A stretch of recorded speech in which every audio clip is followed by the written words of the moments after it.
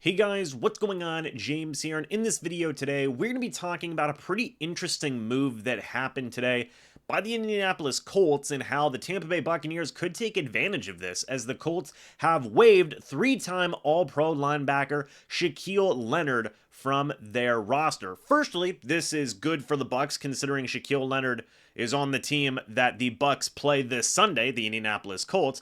But secondly, is this an opportunity for the Bucs to add a three-time All-Pro linebacker? Let's kind of dive into it a little bit. So Shaq Leonard was released, as stated, and he is subject to waivers currently. And I know what some people are going to say is, oh man, it's going to be like the Michael Carter situation where a team is going to get a claim in on him and the Buccaneers will not have an opportunity to bring him in. But Kevin Patra from around the NFL actually has a little bit of an interesting take on the situation here, where it says with about $6.1 million in base salary for the balance of this season and $6.5 million guaranteed for injury in 2024, it's unlikely a team will claim Leonard and his contract off waivers. If he clears, the linebacker will be a free agent. And that's an interesting situation. And we'll talk about the injuries here in a moment, but folks, I don't got to tell you guys how good Shaq Leonard is. His first 4 years in the NFL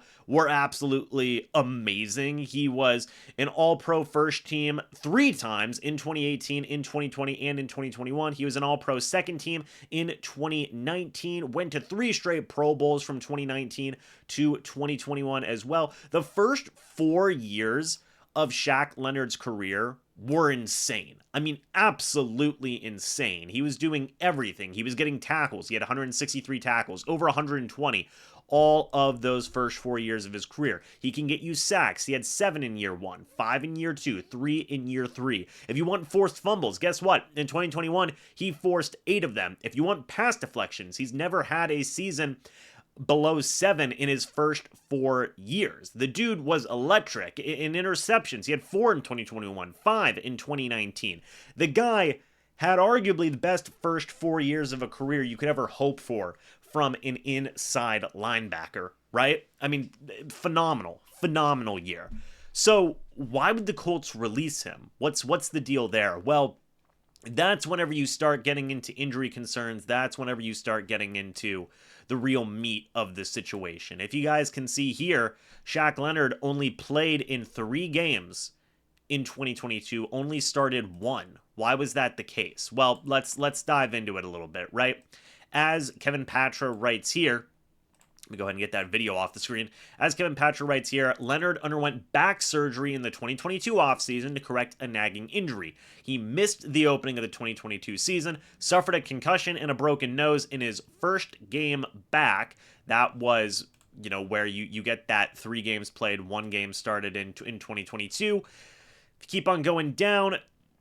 Concussion, broken nose, first game back, eventually re-injured his back, forcing him to miss the rest of the 2022 season. Leonard played in just 3 games that year, what we just looked at. In 2023, Leonard still didn't look like his former All-Pro self, missing tackles and seeming a step out of position at times. His playtime dwindled under the new coaching staff. Earlier this month, Leonard became frustrated with his usage, and then here's the quote here. They say I don't make enough splash plays, so I guess I'll still be watching for a bit, he said at the time. Now Leonard will have the chance to prove the Colts wrong. Folks, there's a big if, because I could still see a team saying, hey, why not? Let's go ahead and claim Shaq Leonard.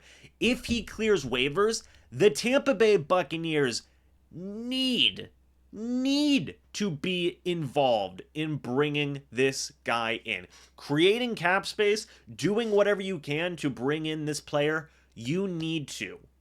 Point blank simple as that. There's a lot of reasons why. First, in the immediate sense, you can be bringing in a 3-time All-Pro first teamer, a 1-time All-Pro second teamer, a 3-time Pro Bowler, former Defensive Rookie of the Year. I know injuries have taken their toll in 2022. Seems like he isn't fully back yet in 2023, but still at the age of 28 years old, a guy that you can probably still get, let's say, 5-6 years out of.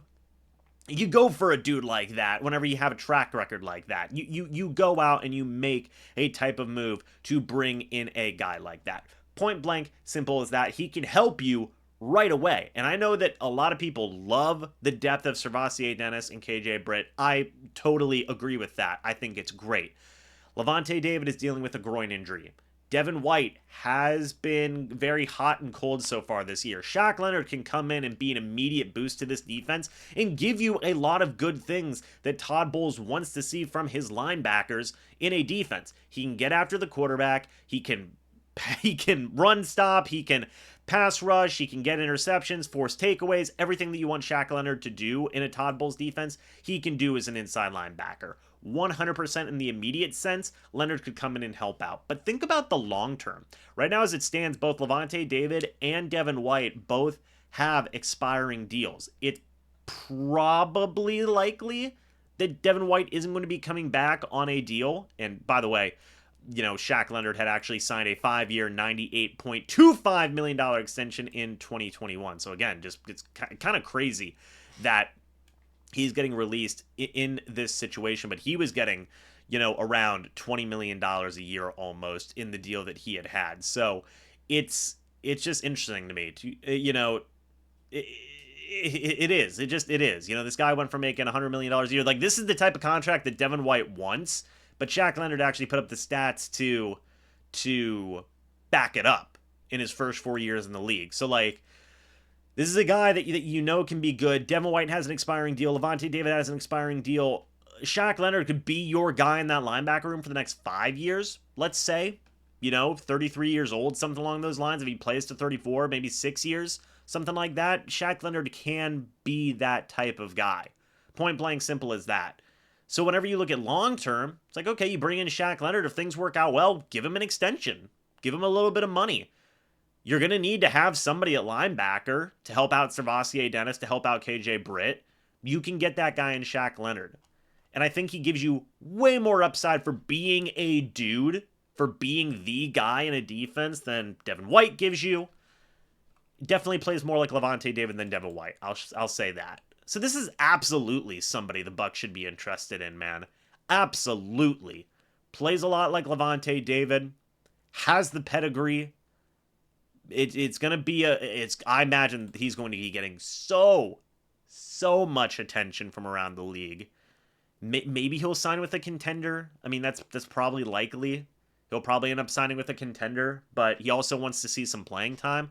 With Lavonte David out with his injuries, Shaq Leonard is a guy who you could definitely see get some playing time and also be in the long-term future as well, which will probably be appealing to Leonard in that situation.